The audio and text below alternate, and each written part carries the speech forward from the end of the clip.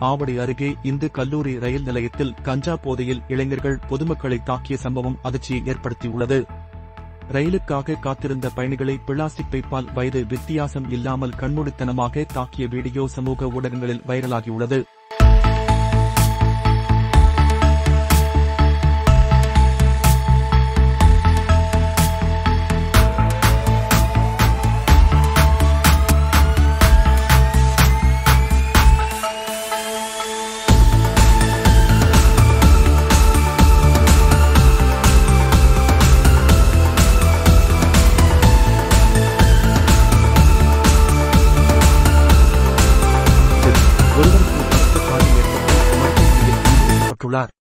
அச்சத்தை ஏற்படுத்திய இந்த சம்பவம் பொதுமக்களில் கடும் நெருக்கடியை உருவாக்கியுள்ளது.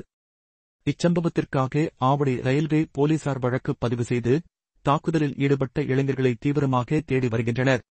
பொதுமக்கள் பாதுகாப்பில் கவனம் செலுத்த அரசுக்கும் காவல்துறைக்கும் கோரிக்கை வலுத்துள்ளது.